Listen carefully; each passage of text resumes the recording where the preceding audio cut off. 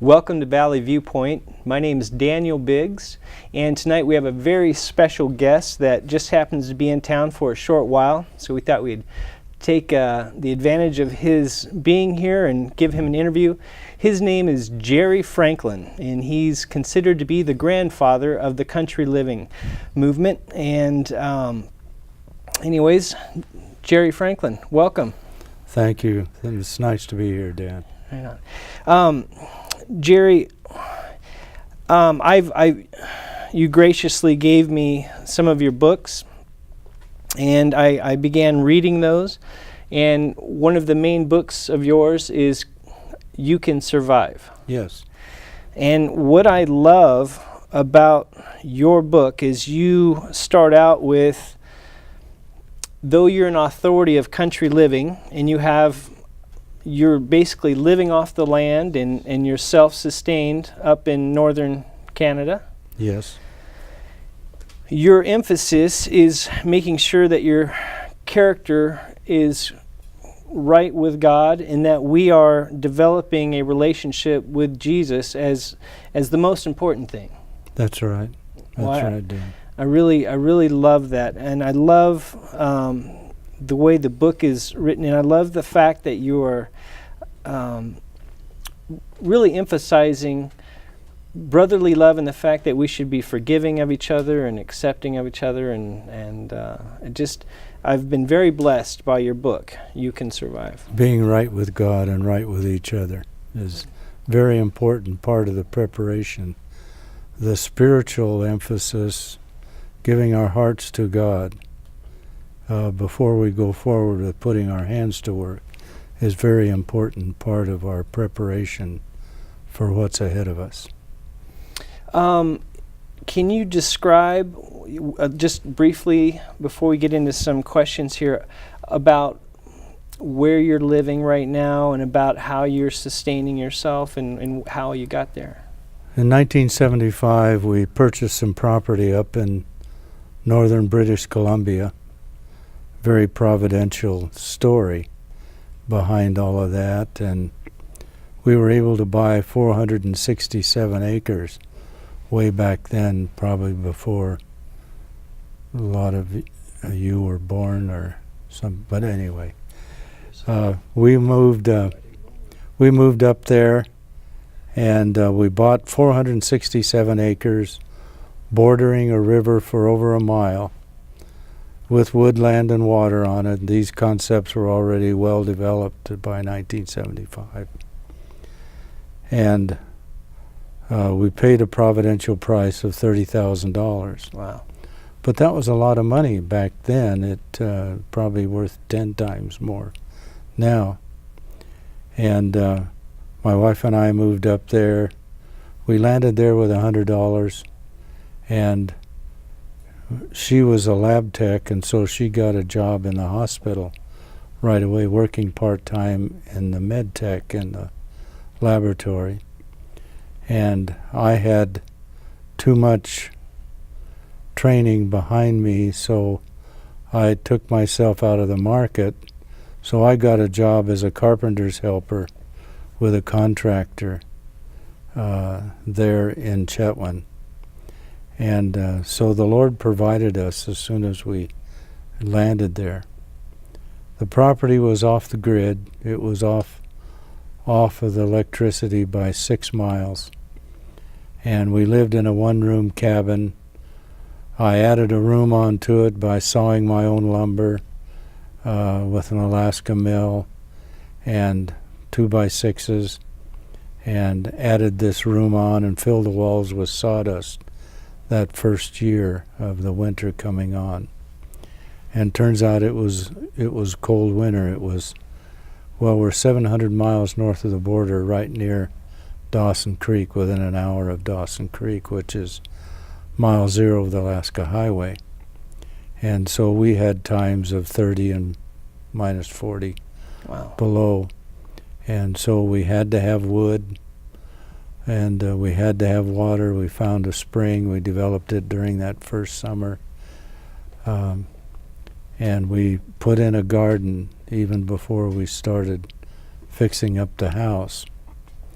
And that first garden we had strawberries and raspberries and all kinds of beautiful things in the garden.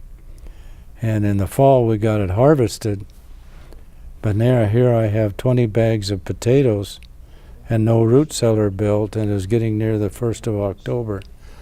But then I continued to delay, and when I finally got around to it, I got up one morning and it snowed 9 inches.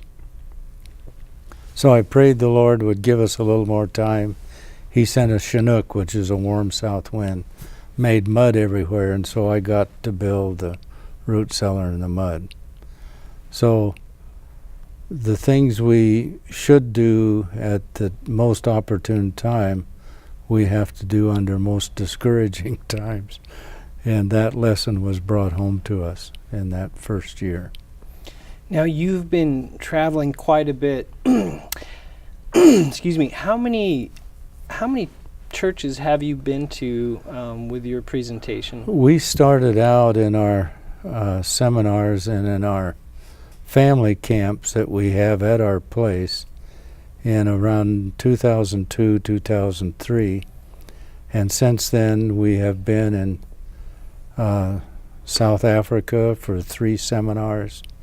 We've been in Prague, Czechoslovakia for 3 seminars, in Moravia and Bohemia, as well as in the city of Prague.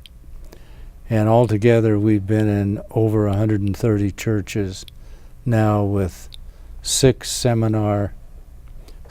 meeting seminars over a weekend, starting Friday night, 4 on Sabbath and 1 on Sunday. And just recently, we just finished filming here our weekend series, divided up into segments that the folks will be able to see some of those presentations. The important thing is to remember to get a relationship with Jesus is the most important part of preparation, and then the land, the building, the fun part. Can you tell me just a brief overview of what your lectures are about, what your presentations are about, and why you feel this message needs to be heard? Friday night, in churches that we have traveled in and have had experiences with pastors and head elders and so forth, Friday night we start out with emphasis on the soon return of Jesus and to determine what is the correct motivation for getting ready for the Lord's return.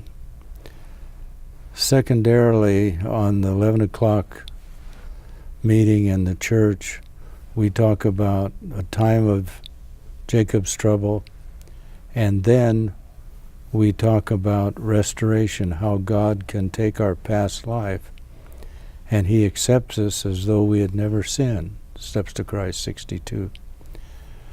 Then in the afternoon, we give it's kind of a family session time in which we emphasize the importance of having a family move from the cities to the country who are on the same page. If they're already married, then husband and wife sit down and have a family meeting. And what can we do to get ready? Let's join forces and put our differences aside and help ourselves and provide leadership for our family to move out into the country. And then for those that aren't married, we talk about how to find your soulmate and God's appointed, which is expressed in this little book here. And that book is in story time, and in story form. It's not just lecture, reference, and so forth, but it's an actual story of how a young man, a young woman found each other as God's appointed. There is one out there for us. If we'll wait and allow Him to work, He will help us find him or her. Then the next session on Sabbath afternoon is National Sunday Law. How does the National Sunday Law come in? And that's our motivation. Should be the fact that it's coming should motivate us early on in our experience to locate into the country, be on the same page, have a relationship with Jesus, so that we can continue to serve Him in the country. You know, Dan, we're told that it'd be tenfold easier to develop our character in the country than it will be in the city. So this is an important, and I don't know about you, but for me, I need every help I can get in this character development stage, and so I want to take advantage of that. Me too. Then, no buy, no sell. We find that's in probationary time. God says move out in the country where we can raise our own provisions, for the problem of buying and selling will be a serious one. All of that's part of God's plan, and if we're in step with Him, He will bless us in all of our efforts. And finally, on Sunday morning, we have quite a session on invitation to country living, where we show promises. We show some of the things that are coming on the cities, why we should move out, and also some pictures of the practical application of what we've been able to develop over the last 45 years of being in the country and providing places for people to come and learn and so forth. Just recently I had a battle with cancer, and God has helped me get over this. And just recent after treatments, we have found that there are no tumors, and so we have been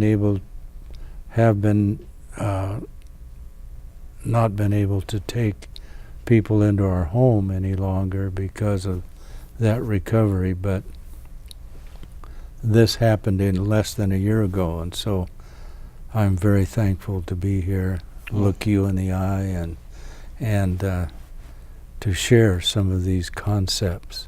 Well, praise God. I'm thankful too. Jerry, we have to take a quick break, and I'd just like to let you know that Lowell Mann and myself have been putting together a brand new series, a 13-part series featuring Jere Franklin and Linda Franklin, and they're giving a wonderful presentations on country living, and I know it's going to be a blessing. In the filming of this, it's been a wonderful blessing for me, and we're just very thankful that we've had this opportunity to be with Jere Franklin. And he has a wide variety of books, and we're going to tell you how you can purchase those books and also go to their website. I believe that's youcansurvive.org, and we're going to give you a little bit more information about that right now.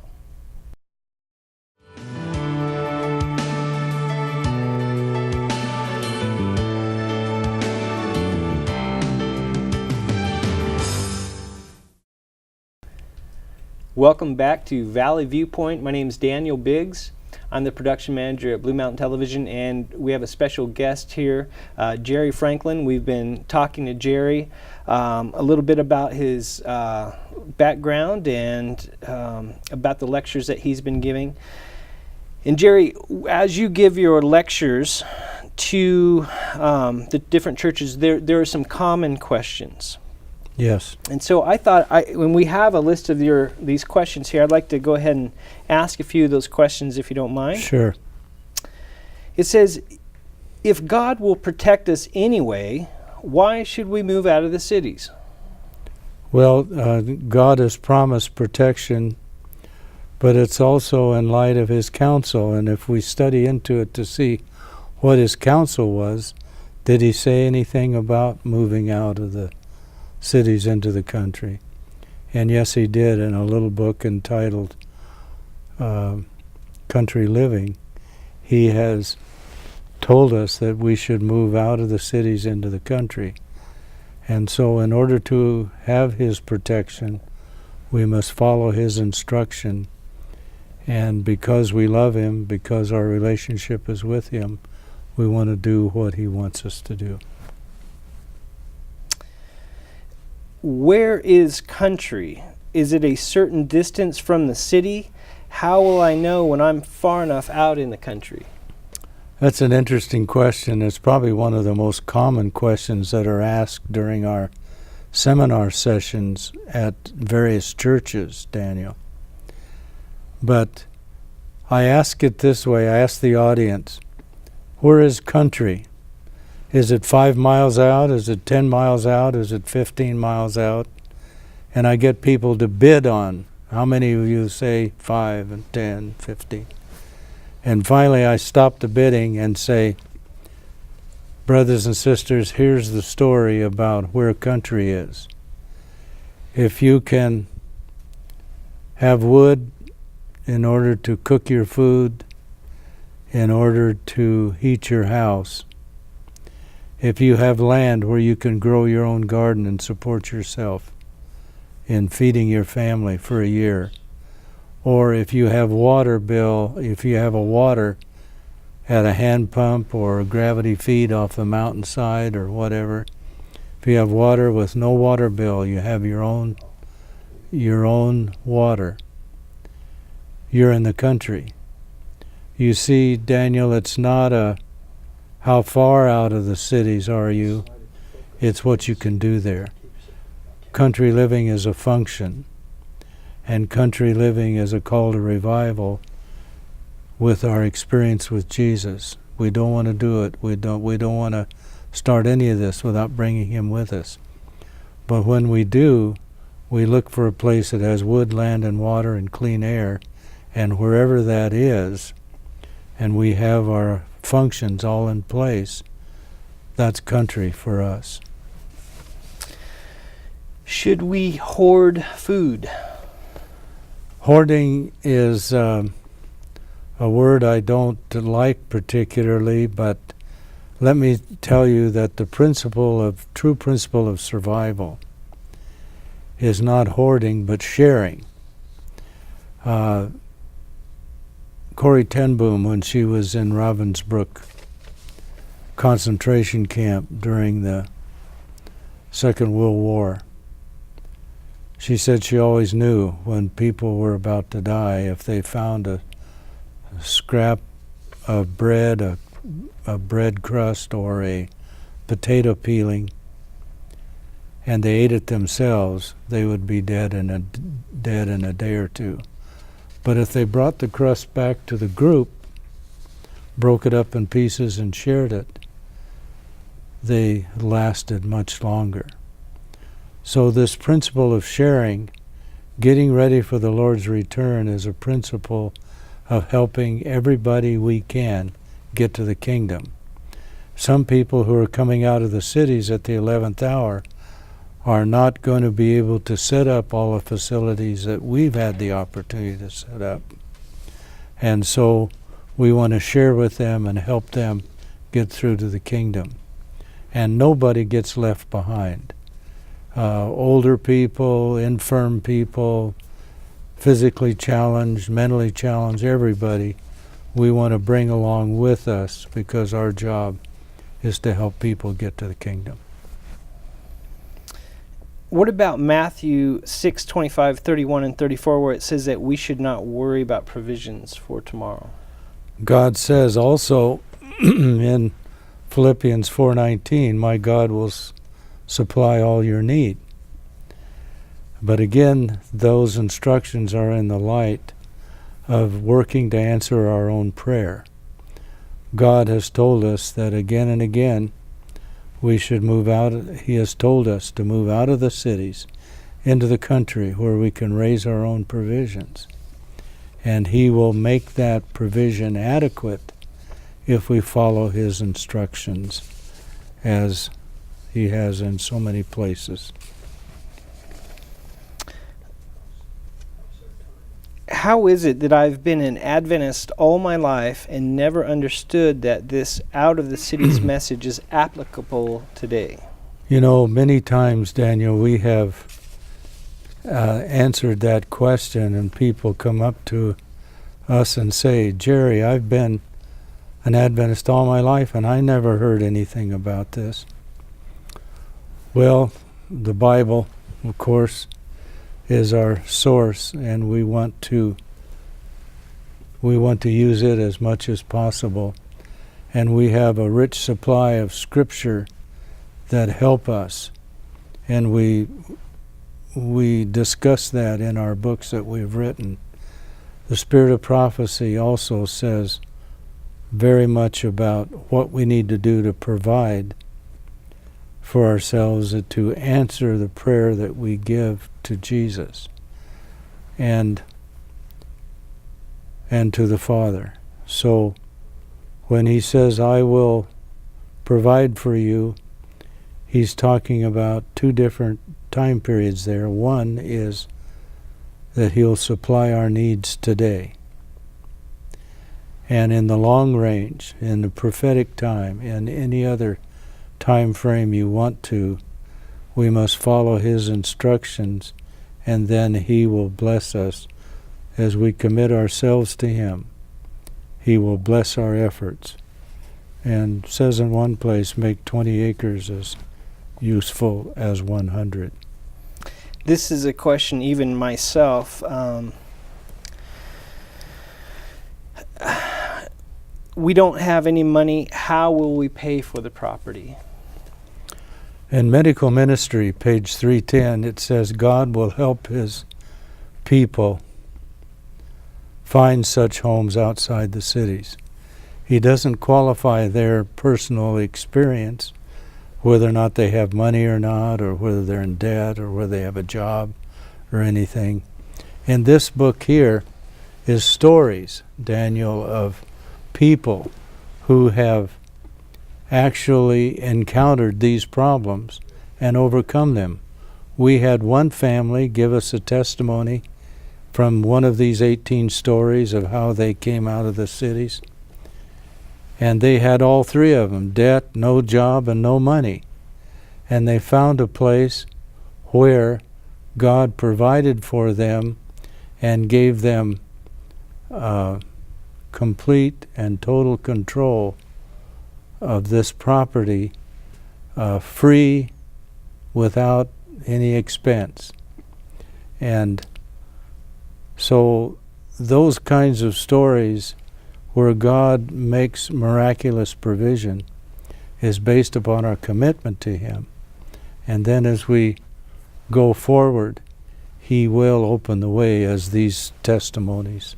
So if you know in your heart you're committed to God, you can have faith that he's going to take care of you. Absolutely. Absolutely. Let's go through a couple of your other books.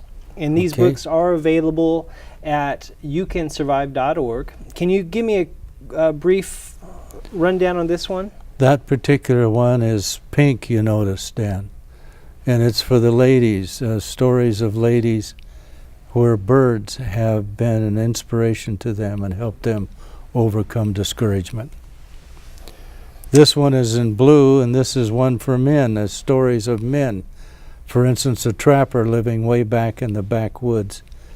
He has an experience with a hummingbird called Big Thunder, and he's inspired by these and other stories from men's viewpoint. This last one is a mixture of stories of miracles in which people were found themselves in discouragement, and these little furry feathered fellows were able to help us get over discouragement. That particular book, God's Appointed, is a story. It's not lecture, it's a story of two young people who find God's appointed and their soulmate with each other, and through the process find the complete gospel. This book, Rainbow in the Flames, is a story that my wife has written. By the way, she wrote those stories and edited them for the bird stories. But this one is a story of our son who had a rather tragic burn accident. 50% of his body was burned 3rd degree. Didn't think he would survive, but he is functioning very well, and it turns out to be that he's not sure anybody could love him after all of this scarring on his face. But it ends in a very brilliant flash of love story. So there's, we praise God in all things. Absolutely. And we also have You Can Survive, in Spanish. And here's the copy of You Can Survive. That's divided up into 3 sections. The first section of this book is spiritual revival. The middle section is practical things, what we can do. And the third section is how no buy, no sell will affect our church, our schools, our medical institutions, and so forth. And it's done non-critically. It's not putting anybody down. It's just we want to know how God will help us in our schools, our medical institutions, when no buy, no sell comes in. This book is also available in the ABC here in College Place. Excellent. Well, I'm afraid we have to wrap it up. Okay. Been a pleasure. Jere Franklin, it's an honor to meet you, and I have been deeply blessed by our short time together. And I just want all of you to know that it has been an honor to work with Jere Franklin and his family. And we are creating this series thanks to Jere donating his time here. And we hope that it will be a blessing to all of you that watch Blue Mountain Television with some very important information that really complements our programming, I believe. I think that you'll find it quite a blessing. And I also wanted to let you know that all of this, all these books can be found at the Franklin's website, and that's youcansurvive.org. And again, Jere, we just thank you so much for joining us, and I appreciate you watching, and I hope to see you back here at Valley Viewpoint again.